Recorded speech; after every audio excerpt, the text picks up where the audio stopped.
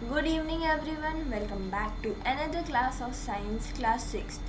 तो आज हम लोग अपनी न्यू एनसीईआरटी बुक क्यूरियोसिटी के चैप्टर 2 को कंटिन्यू करने वाले हैं। हमारा चैप्टर 2 है diversity in the living world. हम लोग इसके पार्ट 1 और पार्ट 2 ऑलरेडी कर चुके हैं और ये आज हमारा इस चैप्टर का पार्ट 3 होने वाला है। और आज हम लोग ट्राई करेंगे कि आज ही की क्लास में हम लोग इस चैप्टर को कंप्लीट कर दें। तो चलिए स्टार्ट करते हैं।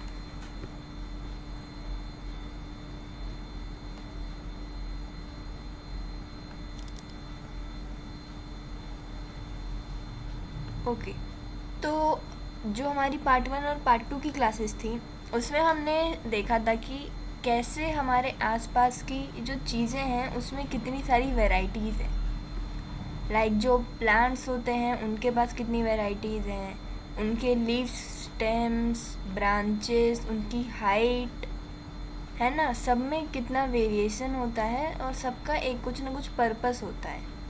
सेम विथ एनिमल्स, हमने एनिमल्स में भी देखा था कैसे कुछ एनिमल्स के 4 लेग्स होते हैं, कुछ के पास 2 लेग्स होते हैं, कुछ एनिमल्स सिर्फ चल पाते हैं, कुछ एनिमल्स उड़ सकते हैं, कुछ एनिमल्स लैंड और वाटर दोनों पे रह सकते हैं। कैसे रह सकते हैं हमने ये भी देखा था। हमने प्लांट्स और एनिमल्स को ग्रुप किया था इन सब चीज़ों के बेसिस पे, है ना, कि वो लोग कहाँ रहते हैं, कैसे चलते हैं, उनकी ईटिंग हैबिट्स क्या है, वो लोग क्या खाते पीते हैं। ये सब हमने पार्ट 1 पार्ट 2 में देखा था। तो आज की पार्ट में देखते हैं हम लोग क्या स्टार्ट करेंगे। हमने पार्ट 1 पार्ट 2 में इन सब चीज़ों के बारे में भी जाना था। लास्ट क्लास में हम लोग ने यहाँ तक कवर कर लिया था। हम लोग ने जानकी अमल करके एक साइंटिस्ट के बारे में जाना था जिन्होंने सेफ साइलेंट वैली मूवमेंट जो थी उसमें कंट्रीब्यूट किया था। और वो इंडिया की एक बोटानिस्ट थी, इंडियन बोटानिस्ट थी, जिन्होंने इंडिया के बोटानिकल सर्वे में हेड थी ये, और उन्होंने इंडिया की प्लांट डाइवर्सिटी में काफ़ी कंट्रीब्यूट किया था। तो इनके बारे में भी जाना था हम लोगों ने पिछली क्लास में। साइलेंट वैली मूवमेंट के बारे में जाना था हम लोगों ने। तो चलिए पार्ट 3 में अब हम लोग इसके आगे देखते हैं, इसके आगे क्या है। तो ये अब हमें कह रहा है कि plants and animals in surroundings, मतलब आपके आसपास के एरिया में जो प्लांट्स और एनिमल्स हैं। आपने ऑब्ज़र्व किया होगा कि जब आप कहीं बाहर निकलते हो तो आपको एनिमल्स वगैरह तो दिखे ही होंगे, है ना।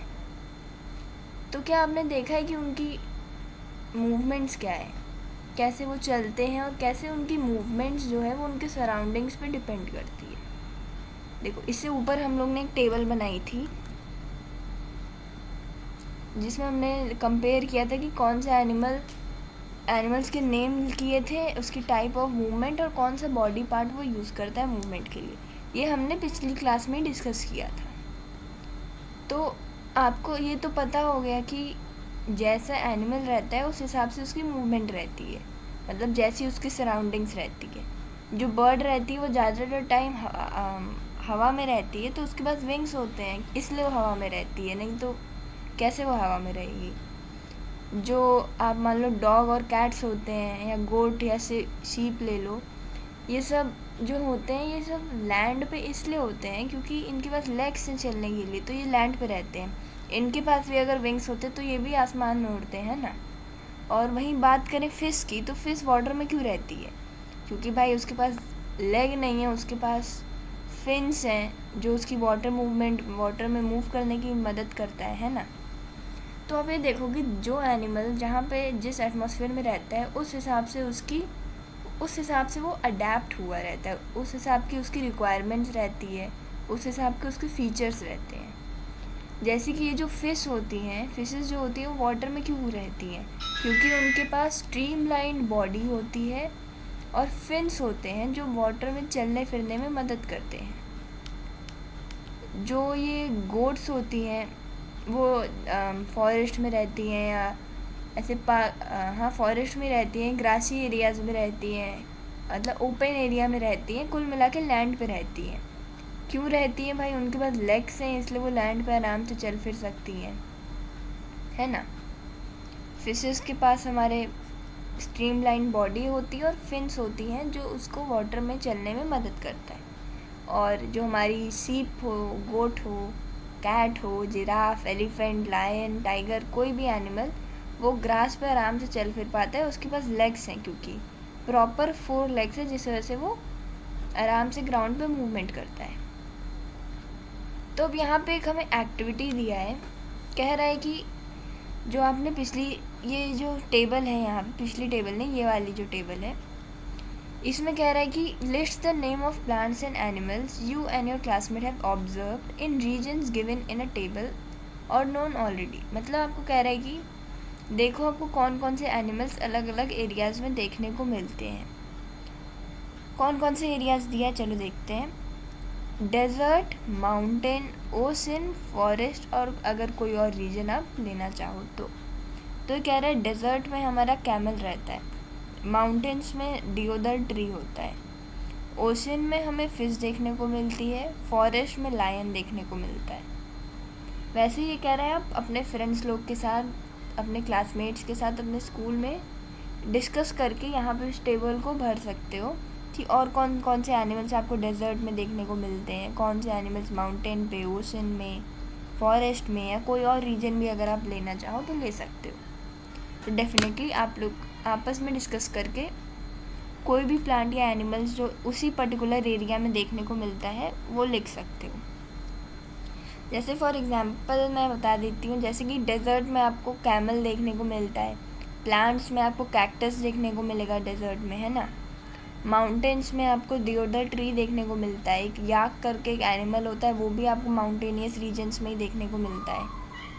ओशन में आपको फिश एनिमल देखने को मिलती है ना। नहीं तो जू प्लैंक्टॉन्स, एल्गा, ये सब भी ओशन में होते हैं, है ना। फॉरेस्ट में आपको लायन एनिमल देखने को मिलता है। प्लांट के एग्जांपल में आप कोई भी प्लांट ले लो, नीम ट्री ले लो, मैंगो ट्री ले लो, ये सब फॉरेस्ट में ही तो पाए जाते हैं, राइट। तो यहीं अब हमें डिस्कस करने को कह रहा है कि अपने ऑब्जर्वेशंस क्या हैं एनिमल्स और प्लांट्स के अकॉर्डिंग, वो सब डिस्कस करो, नोट डाउन करो, कौन कौन से एनिमल्स अलग अलग रीजन्स में देखने को मिलते हैं। मे बी कॉमन हो, मे बी कोई चीज़ आपको डेजर्ट एरिया में मिले वो आपको नॉर्मल फॉरेस्ट में भी मिले, या कोई चीज़ आपको ओशन में मिलती हो वो आपको माउंटेनियस रीजन में भी मिलती हो, या ओशन में मिलती माउंटेनियस रीजन पे मिलती हो और फॉरेस्ट में भी मिलती हो, है ना। तो ये जो प्लांट्स और एनिमल्स की वैरायटीज़ हैं ये कॉमन भी हो सकती हैं और लाइक स्पेशल भी हो सकती हैं कि सिर्फ उसी पर्टिकुलर रीजन में आपको मिले। तो ऐसे ही एक कह रहा है कि एक क्लासरूम में ऐसी यही डिस्कशन चल रही थी। तो एक एलेक्स नाम का बच्चा था, वो बताता है कि उसने राजस्थान के डेजर्ट्स में कैक्टस ऑब्जर्व किया है। कैक्टस क्या होता है, वो थिक होता है, उसकी फ्लैशी स्टेम्स होती हैं। और माया एक और बच्ची, वो क्या कहती है कि उसने हिमाचल प्रदेश में है ना हिमालयास के पहाड़ों में दियोदर ट्री को ऑब्जर्व किया है। ये दियोदर ट्रीज कैसे होते हैं फ़ोटो में भी आप देख सकते हो। नहीं तो इनकी फीचर्स क्या हैं, ये कॉनिकल होते हैं शेप में, फ्लेक्सिबल होते हैं और इनकी ब्रांचेस स्लोपिंग ब्रांचेस होती हैं। अब आप देखो ये दोनों प्लांट का एग्जाम्पल ही है, लेकिन देखो क्योंकि इनका रीजन, इनका एरिया डिफरेंट है तो इनके फीचर्स भी कितने अलग हैं। जो कैक्टस है जो हमारे डेजर्ट एरिया में पाया जाता है, यानी काफ़ी हॉट क्लाइमेट में पाया जाता है, उसकी स्टेम्स क्या है, थिक है और फ्लैशी है। वहीं जो दियोदर ट्रीज़ होता है जो हिमालयाज़ में पाया जाता है यानी कि कोल्ड रीजन में, उसके फीचर्स क्या है, वो कोनिकल शेप में है, उसकी ब्रांचेस स्लोपिंग है और वो काफ़ी फ्लेक्सिबल है। तो अब आप सोचोगे नहीं ऐसा क्यों है भाई, इनकी प्रॉपर्टीज़ इतनी एक दूसरे से अलग क्यों है, ऐसा क्यों है कि ये सिर्फ जो कैक्टस है ये हमारे डेजर्ट में ही हो पाता है, डेजर्ट में सिर्फ कैक्टस ही क्यों होता है, ये डिओडर ट्री क्यों नहीं लगा दिया जाता है डेजर्ट में, या फिर हिमालयाज़ रीजन में ये डिओडर टाइप के ट्रीज़ ही क्यों रहते हैं, कैक्टस क्यों नहीं उगता है। कभी सोचा है आपने इस बारे में? तो देखो होता क्या है कि ये जो डेजर्ट्स वाले एरिया होते हैं, आपको पता होगा वहाँ पे बहुत ज़्यादा गर्मी रहती है और वहाँ पे पानी की अवेलेबिलिटी बहुत कम होती है, मतलब वहाँ पे रेयरली रेनफॉल होती है, और रेनफॉल अगर नहीं होती तो ऑब्वियसली वाटर काफ़ी कम रहता है, वहाँ पे बहुत कम पानी देखने को मिलता है। उसका मतलब जो डेज़र्ट का टेम्परेचर रहता है वो काफ़ी गर्म रहता है। गर्मी के मौसम में 50 डिग्री ऊपर तक डेज़र्ट्स में टेम्परेचर जाता है। दिन के टाइम क्या होता है, डेज़र्ट में काफ़ी गर्म रहता है और रात के टाइम उतना ही ठंडा रहता है। मतलब सोचो आप डेज़र्ट में, अगर कभी आपने टीवी वगैरह पे देखा होगा, सुना होगा, तो जो डेज़र्ट्स वाले एरियाज रहते हैं, फॉर एग्ज़ाम्पल सहारा डेज़र्ट ले लो, वहाँ पे आप देखोगे दिन में बहुत ज़्यादा गर्मी रहती है, और जितनी दिन में गर्मी रहती है ना, उतनी ही लगभग ठंडी रात को रहती है। मतलब जितनी ज़्यादा गर्म दिन, उतना ज़्यादा ही ठंडी रात रहती है। तो डेज़र्ट में सर्वाइव करना काफ़ी मुश्किल होता है। आप सोचो कोई प्लांट या एनिमल ऐसे कैसे रह पाएगा भाई, है ना, कि सुबह इतनी गर्मी, रात को इतनी ठंडी, दिक्कत होगी ना किसी भी प्लांट और एनिमल को वहाँ रहने में। तो बहुत ऐसे टाइप के जो सिचुएशंस रहते हैं, ये सब बहुत कम ही प्लांट्स इन सब चीज़ों में सर्वाइव कर पाते हैं। ठीक है, वहीं यहाँ लिखा है कि you will find plants and animals in this areas can tolerate survive both the hot condition during the day and cold conditions at night. वही ना, मतलब अगर किसी प्लांट को यहाँ पे डेजर्ट एरिया में रहना है, प्लांट या एनिमल को, तो उसको दिन के गर्म टेम्परेचर को भी सहना होगा और रात के ठंडे टेम्परेचर को भी सहना होगा। तो इस हिसाब से उसके पास उसके बॉडी फीचर्स होने चाहिए, उसकी उतना वो कैपेबल होना चाहिए कि वो भाई गर्मी भी सह सके और ठंडी भी सह सके। इसलिए जो हमारे ये जो कैक्टस होता है ना, उसकी जो स्टेम्स होती हैं वो फ्लैशी होती हैं। ये फ्लैशी स्टेम क्या मदद करती है, ये वाटर स्टोर करने में हेल्प करती हैं, और इस वजह से वाटर स्टोर कर पाता है, तो वो उस हॉट टेम्परेचर को टॉलरेट कर पाता है। मतलब अगर आपको कैक्टस नहीं, और भी अगर आपको डेजर्ट में किसी प्लांट को सर्वाइव करवाना है, तो उसका मतलब वो फ्लैशी होना चाहिए, जैसे कि वो अच्छे से वाटर स्टोर कर पाए। अगर बेयरली भी रेनफॉल हो, अगर उसको कहीं से एक्सटर्नल सोर्स से, अंडरग्राउंड से कहीं से पानी मिल जाए, तो वो उस वाटर को अपने अंदर स्टोर कर सके, जैसे वो बाद के पर्पसेस के लिए उसको यूज़ कर पाए। मान लो मतलब 30 डेज़ का एक मंथ है ना, 30 डेज़ का मान लो, हर 30 डेज़ पे एक बार इस बेचारे कैक्टस को पानी मिलता है ना। आप डेली अपने आपके गार्डन में, आपके घर में कोई मतलब प्लांट होगा, तो उसको आपको डेली वाटर देना पड़ता है ना, वो भी दोनों टाइम, दो सुबह शाम उसको पानी देना पड़ता है, नहीं तो वो सूख के काटा हो जाता है ना। तो आप देखोगे, आप 2-3 दिन उसको पानी ना दो तो एकदम सूख के काटा हो जाएगा वो पौधा। लेकिन कैक्टस के साथ ऐसा नहीं होता है, क्योंकि कैक्टस को अगर एक बार आप पानी दो, वो महीनों तक उस पानी को ऐसे स्टोर करके रखता है और धीरे धीरे उसको यूज़ करता है। वो पानी कहाँ स्टोर करता है, अपनी फ्लैशी स्टेम्स में उस वाटर को वो स्टोर कर लेता है और धीरे धीरे उसको यूज़ करता है। अब बात करते हैं माउंटेन्स पे। तो माउंटेन रीजन्स एक्सट्रीमली कोल्ड होते हैं ना, तो वहाँ पे स्नोफॉल के भी काफ़ी ज़्यादा चांसेस हैं ना, काफ़ी स्नोफॉल होती रहती है। आप देखोगे माउंटेनियस रीजन्स पे हिमालयाज़ हमेशा स्नो से ढका हुआ रहता है, राइट। तो मतलब वहाँ पे जो प्लांट होगा उसको काफ़ी ऐसे टाइप के टेम्परेचर्स में सर्वाइव करना पड़ेगा, स्नोफॉल में सर्वाइव करना पड़ेगा।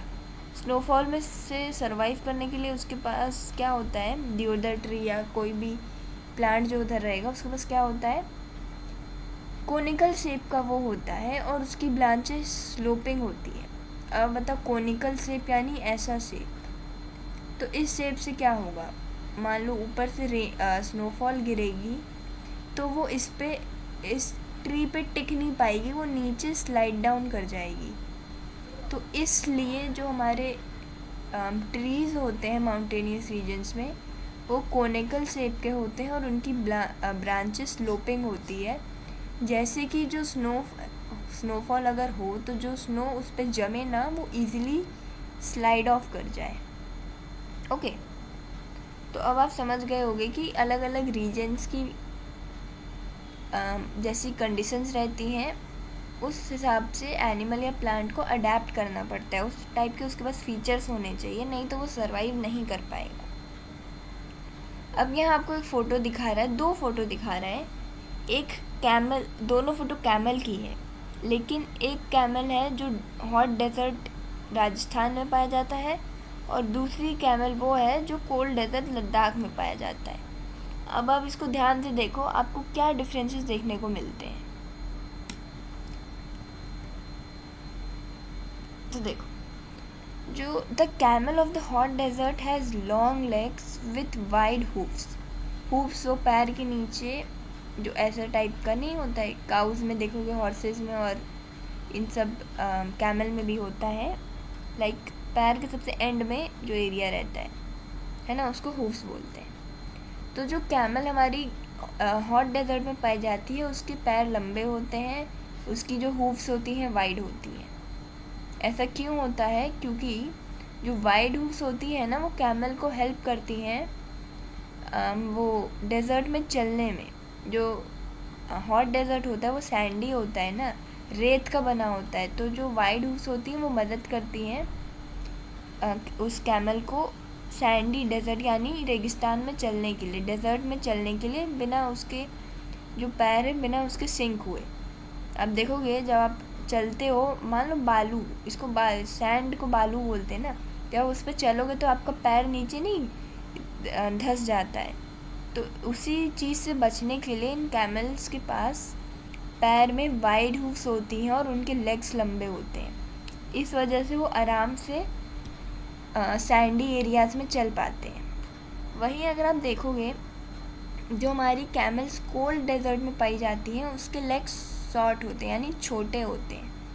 ये छोटे लेग्स उसको माउंटेनियस रीजन्स में चलने में मदद करते हैं।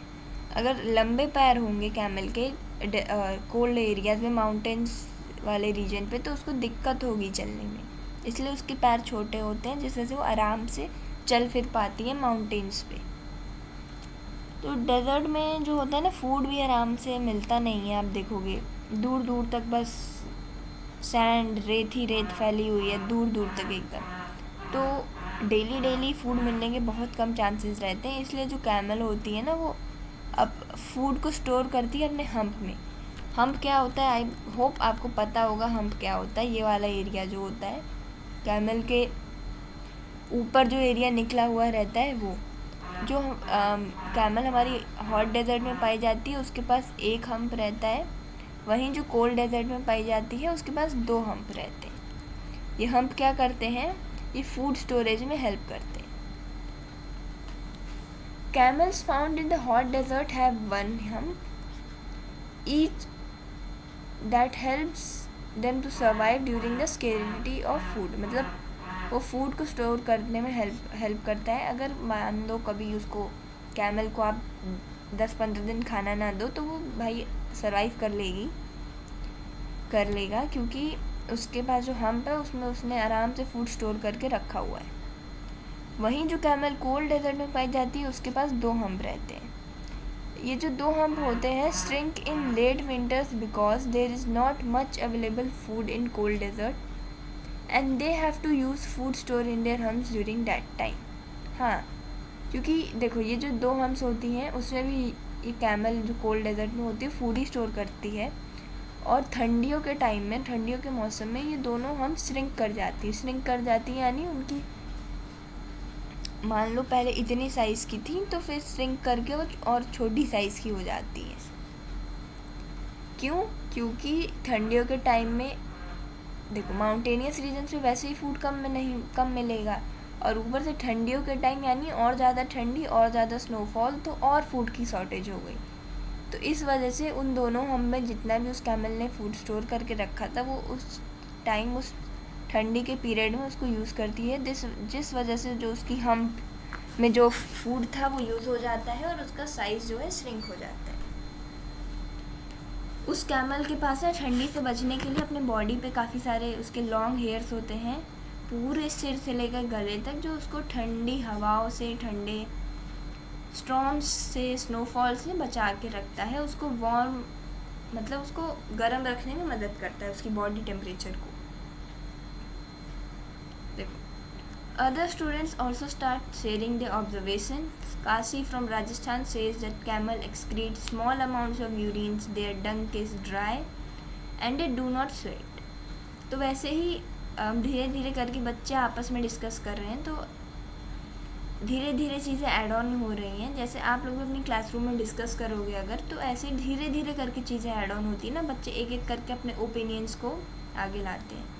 तो देखो, जो हॉट डेजर्ट यानी कि राजस्थान में जो कैमल पाई जाती है, वो जब यूरिन करता है ना, तो वो उस स्मॉल अमाउंट्स में होता है. उसका डंक जो होता है वो ड्राई होता है और वो स्वेट नहीं करता, यानी उसको पसीने वगैरह नहीं आते हैं. वो अपनी बॉडी से ज़्यादा वाटर यूज़ नहीं करता है, लूज़ नहीं करता है ज़्यादा वाटर. इस वजह से वो काफ़ी दिनों तक बिना पानी पिए ज़िंदा रह सकता है. क्योंकि भाई देखो, हम लोग जो पानी पीते हैं वो कैसे लूज़ करते हैं, स्वेट के थ्रू, एंड जब हम लोग बाथरूम वगैरह जाते हैं यानी यूरिनेशन के through.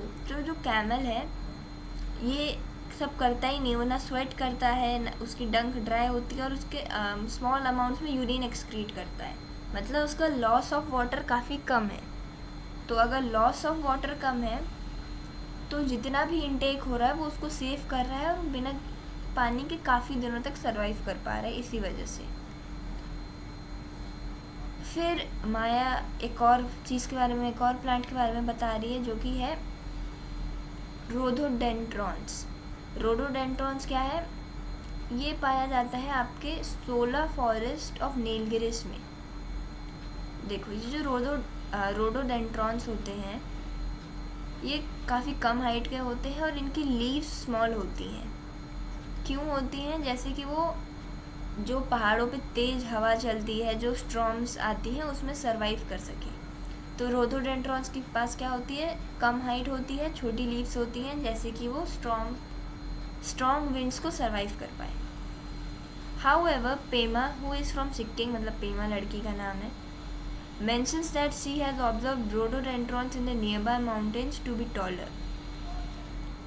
So, even plants such as rhododendrons may exhibit different features in different regions to survive those regions, to survive the conditions of those regions.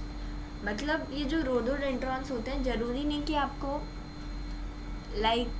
Cold temperature में पाए जाएं, ये आपको नॉर्मल टेम्परेचर में यानी कि हीट कंडीशंस में भी पाए जा सकते हैं. सिक्किम, हाँ देखो, सिक्किम में तो ज़रूरी नहीं, मतलब सिक्किम में तो नॉर्मल सा ही टेम्परेचर रहता है ना, ज़्यादा गर्म रहता है, ज़्यादा ठंडा रहता है. तो ये जो रोडोडेंड्रॉन्स हमारे माउंटेनियस रीजन्स पे हैं वो छोटे रहते हैं, उनकी लीव्स छोटी रहती है, जैसे कि वो हैवी विंड्स वगैरह पे सर्वाइव कर पाएँ. और रोडोडेंड्रॉन्स जो सिक्किम में पाए जाते हैं वो लंबे लंबे होते हैं. ओके, तो जैसे ही हमने कैमल का एग्जाम्पल देखा, वैसे यहाँ पे रोडोडेंड्रॉन्स का एग्जाम्पल है फॉर प्लांट. कैमल भी आपकी कोल्ड डेजर्ट में और हॉट डेजर्ट में अलग अलग होती है, अलग उसके फीचर्स होते हैं. वैसे ही ये रोडोडेंड्रॉन्स के भी अलग अलग फीचर्स हैं अलग अलग क्लाइमेटिक कंडीशन में. यहाँ रोडोडेंड्रॉन की फ़ोटो भी दी है, इस टाइप का दिखता है. ओके, तो Sagar tells his classmates that he went to Andaman and Nicobar islands with his parents for a special event. He saw huge whales, colourful fish in the ocean. His father explain that the streamline body of fish helps them to swim in water. हमने ऊपर भी इसके बारे में पढ़ा कि fishes क्यों swim करती है, क्योंकि उनके पास फिन्स हैं और उनकी बॉडी स्ट्रीम लाइंड है, इस वजह से वो अच्छे से स्विम कर पाती है. इसी वजह से वो स्विम कर पाती है. अगर फिश के पास स्ट्रीमलाइन बॉडी और फिन्स ना हो तो वो स्विम कहाँ कर पाएगी भाई, right. Andaman and Nicobar islands आप जानते हो ना, इंडिया के एकदम एंड में. मान लो ऐसे इंडिया है तो यहाँ पे अंडमान एंड निकोबार आइलैंड्स पाए जाते हैं हमारे, है ना.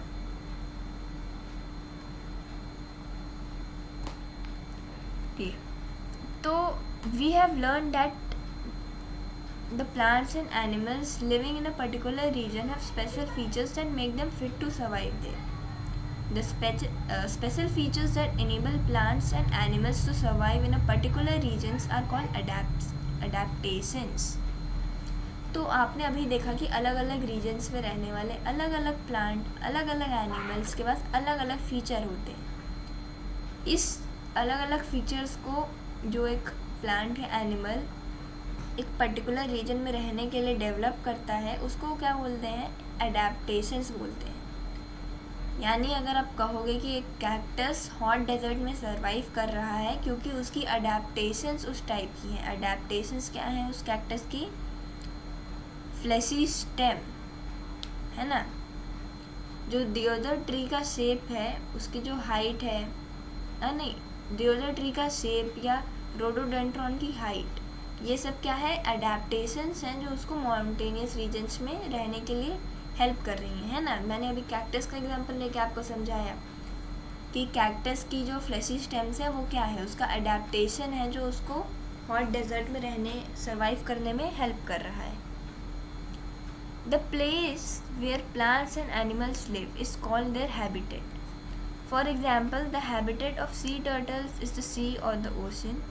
The habitat of a camel is the hot or the cold desert. And the habitat of rhododendron is the mountains. The habitat of plants and animals provide them food, water, air, shelter, and other needs for their survival. Many types of plants and animals may share the same habitat. Habitat plays an important role in shaping the biodiversity of a region. तो ये क्या कह रहा है कि जो area जहाँ पे एक प्लांट या एनिमल रहता है, उस एरिया को उसका हैबिटेट बोलते हैं। फॉर एग्जाम्पल, फिश जो पानी में रहती है उसका हैबिटेट क्या है? ओशन हुआ, लेक हुआ, सी हुआ, है ना। जो कैमल है उसका हैबिटेट क्या है? हॉट या कोल्ड डेजर्ट। डॉग, उसका हैबिटेट क्या है? डॉग, कैट, लायन, टाइगर क्या है? इन सब का हैबिटेट लैंड है, ये सब लैंड पे रहते हैं, है ना। तो ये जो हैबिटेट होता है इसका काफ़ी इंपॉर्टेंट रोल प्ले करता है। उसी हैबिटेट वाले एरिया में ही एक प्लांट या एनिमल को खाने के लिए खाना मिलता है, पीने के लिए पानी मिलता है, हवा मिलती है, उसका घर वहाँ होता है, और सारी बेसिक नेसेसिटी जो जीने के लिए उसको चाहिए वो सब उसको वहीं पे मिलेगी, उसके हैबिटेट में, यानी कि वो एरिया जहाँ वो रहता है। फिर हमें यहाँ एक साइंटिस्ट के बारे में बताया गया है, सर सलीम अली। देखो, sir Salim Ali travelled across India to observe diversity in birds, यानी बर्ड्स की वैरायटीज़ को देखने के लिए इन्होंने पूरे इंडिया भर में ट्रैवल किया। He prepared a list of birds and documented their travel routes and habitats.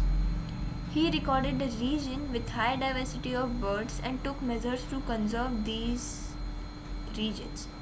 तो उन्होंने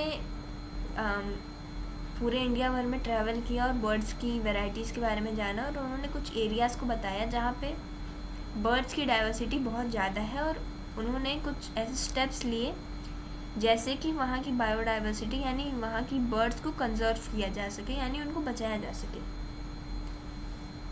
कियोलाडियो national park in Bharatpur, Rajasthan, and Ranganathittu bird sanctuary in Madhya Pradesh, in Mandya Karnataka are examples of regions he preserved. अच्छा, तो ये सब एग्जाम्पल्स दिए हमें कि इन सब एरियाज़ में उन्होंने बर्ड्स की काफ़ी ज़्यादा वैरायटीज़ पाई, और उन्होंने वहाँ पे काम किया जिस वजह से वहाँ की बर्ड की वैरायटीज़, बर्ड की स्पीसीज़ को प्रोटेक्ट किया जा सके।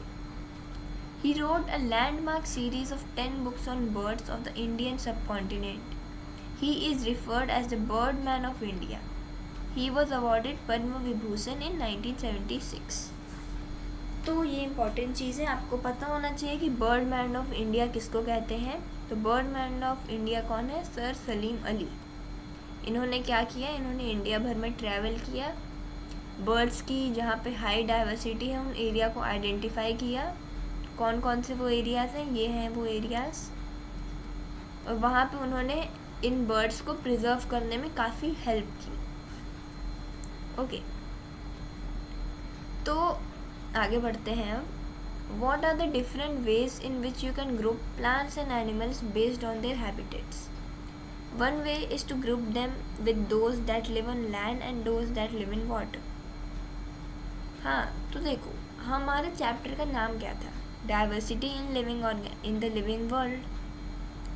तो हमने धीरे धीरे करके डाइवर्सिटी के बारे में जाना, वेराइटीज़ और अलग अलग स्पीसीज़ के बारे में जाना, और फिर हम धीरे धीरे करके ग्रुप आए कि हमें अब इनको ग्रुप करना है, यानी उनको डिवाइड करना है। हमने जान तो लिया कि भाई बहुत सारी वेराइटीज़ हैं, बहुत सारी स्पीसीज़ हैं, सब प्लांट्स और एनिमल्स अलग अलग हैं, लेकिन अब उनको डिफ्रेंशिएट कैसे करना है, उनको ग्रुप कैसे करना है।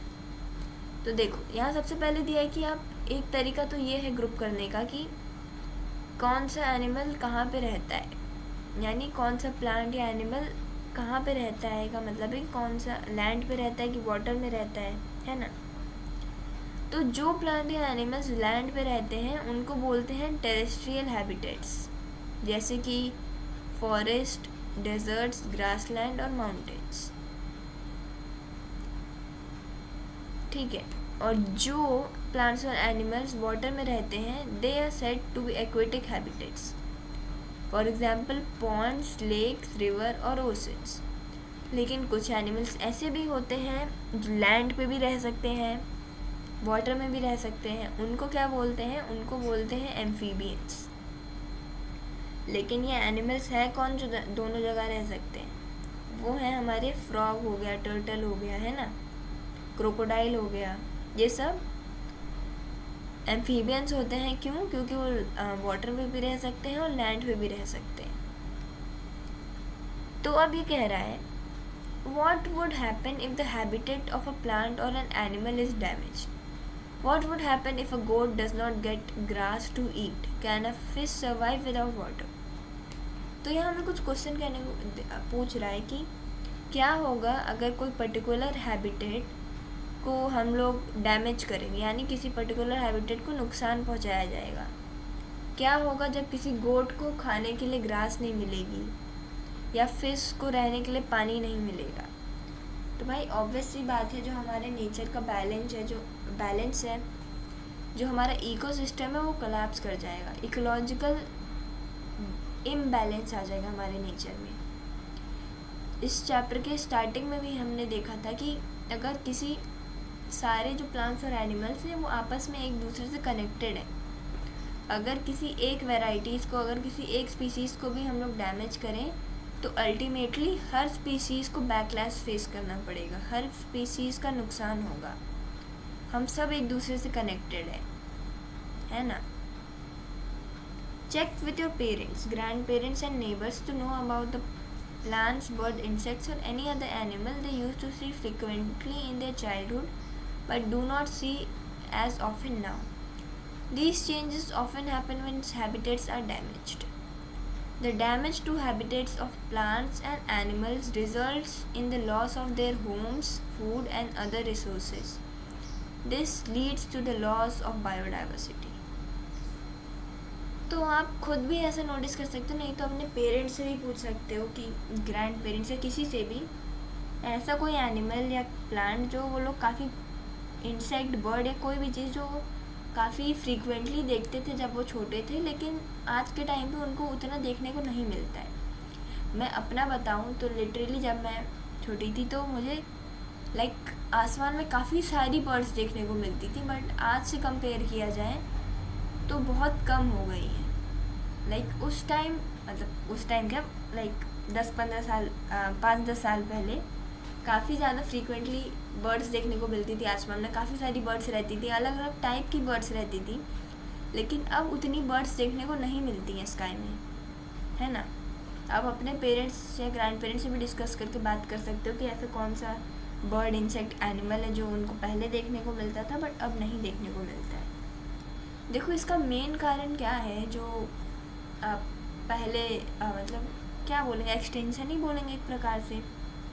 कितने सारे एनिमल्स होते हैं, बर्ड्स, इंसेक्ट्स की वैरायटीज होती हैं जो अब धीरे धीरे एक्सटिंक्ट कर रही हैं, यानी ख़त्म हो रही हैं, मतलब they are no longer alive in this world, मतलब पूरी तरीके से ख़त्म हो चुकी हैं वो।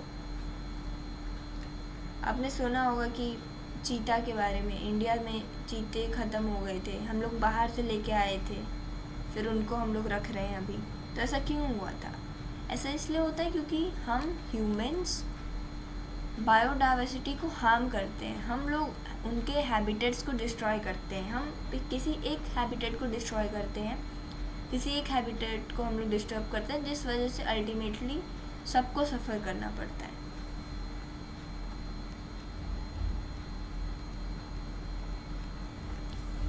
फिर यहाँ पे बताया भी हुआ है कि जो बंगाल टाइगर, चीता और ग्रेट इंडियन बस्टर्ड, ये जो 3 हमारे एनिमल्स हैं, इन सब का इंडिया में काफ़ी रैपिड डिक्लाइन देखा गया है due to human activities. The government of India has initiated several projects to conserve our biodiversity. Project tiger 1973 में इनिशिएट हुआ था to protect the declining population of the Bengal tiger. The cheetah reintroduction project was initiated in 2022 to restore the population of cheetah. Similarly, habitats of great Indian bustard have been declared as protected areas in the state of Gujarat, Rajasthan and Maharashtra.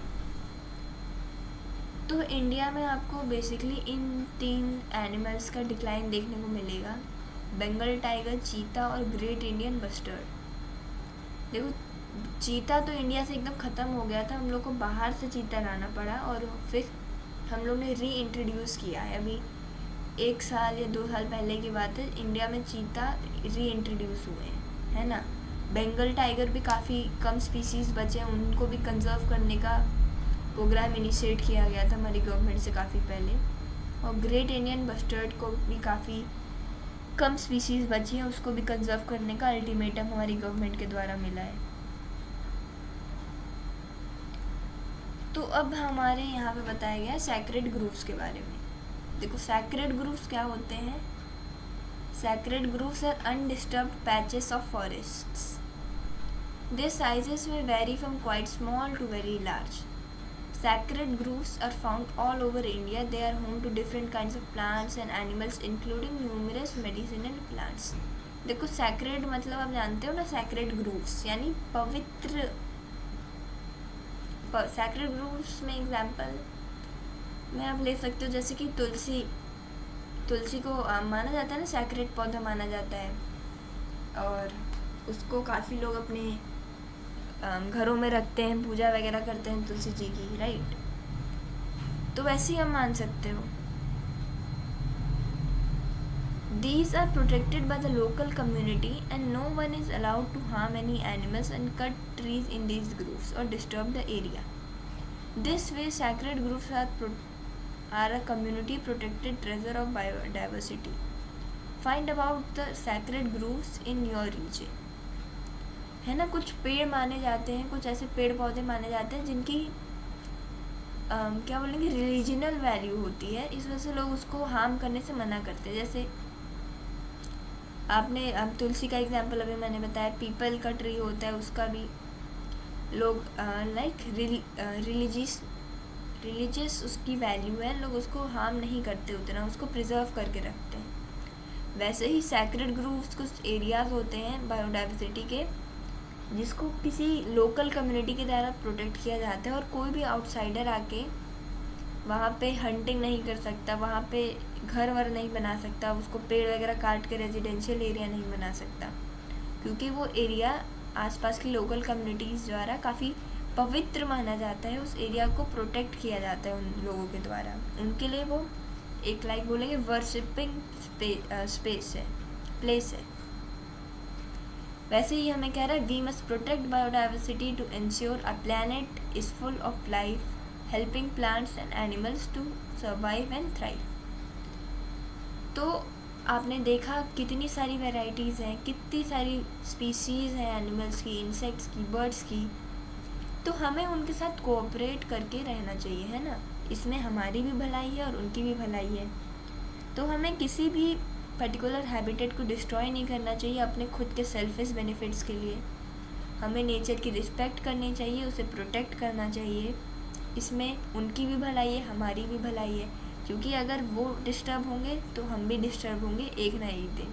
अगर आज हम लोग trees cut कर रहे हैं, animals से उनका forest cut कर रहे हैं, एनिमल्स से उनके रहने की हैबिटेट को छीन रहे हैं, तो आज अगर भले ही हम लोग ना सफ़र कर रहे हो, लेकिन आने वाले टाइम में आफ्टर 10 ईयर्स, 15 ईयर्स, 20 ईयर्स सफ़र हम ही को करना पड़ेगा। देख रहे हो ना, हंटिंग वगैरह करके बंगाल टाइगर, चीता, इन सब की पॉपुलेशन हम लोग ने ही कम की। अब देखो रीइंट्रोड्यूस किया जा रहा है उनको प्रोटेक्ट करने के लिए ये सब किया जा रहा है। तो ऐसा काम ही क्यों करना है पहली चीज़, जैसे बाद में हमें उसको कवर अप करना पड़े। सिर्फ एनिमल्स का ही नहीं, प्लांट्स को भी हमको प्रिजर्व करना चाहिए, ओवर एक्सप्लॉइट नहीं करना चाहिए। हर चीज़ की एक लिमिट होती है, क्योंकि हमें उस लिमिट के अंदर ही रहना चाहिए। हंटिंग करना ज़रूरी है क्योंकि हमें फूड मिलता है, बट इतना भी नहीं हंटिंग कर देनी है, सिर्फ अपने नीड के हिसाब से करना है। सेल्फिश बेनिफिट्स के लिए नहीं करना चाहिए हमें कोई चीज़। नेचर को हमें रिस्पेक्ट भी करना चाहिए, प्रोटेक्ट भी करना चाहिए, कंजर्व भी करना चाहिए। इतनी बड़ी दुनिया है हमारी, और अभी भी कितनी सारी ऐसी स्पीसीज़ हैं, ऐसी डाइवर्सिटी हैं, इतने एरियाज़ हैं जो हम लोग अभी तक एक्सप्लोर नहीं कर पाए हैं, है ना। और जितना हम लोग अभी तक जाने नहीं हैं, उससे ज़्यादा जितना हमें मतलब जितनी थोड़ी सी हमारी नॉलेज है, उतनी थोड़ी सी नॉलेज में भी हम लोग चीज़ों को ओवर एक्सप्लॉइट कर रहे हैं, चीज़ों को ख़राब किए पड़े हैं, है ना। तो इस चैप्टर में आपने क्या क्या सीखा? आपने सीखा कि अलग अलग वैरायटीज़ के बारे में, प्लांट्स और एनिमल्स को ग्रुप कैसे करते हैं, और एट दी एंड आके आपने सीखा कि हमें नेचर को प्रिजर्व करना चाहिए, हमें बायोडाइवर्सिटी को मेंटेन करके रखना चाहिए। ओके, तो इसी के साथ हमारा ये चैप्टर यहीं पे ख़त्म होता है। चैप्टर के एंड में कुछ क्वेश्चंस और एक्टिविटीज़ हैं जो आई होप आप लोग अपने से कर लोगे। उसमें कोई ऐसी दिक्कत वाली बात नहीं है। अगर कुछ ऐसी दिक्कत वाली बात आएगी तो आप लोग नेक्स्ट क्लास में बता सकते हैं। तो इसी के साथ आज की क्लास यहीं पे एंड करते हैं। नेक्स्ट क्लास में हम लोग अपना चैप्टर 3 स्टार्ट करेंगे। तब तक के लिए thank you so much, bye bye.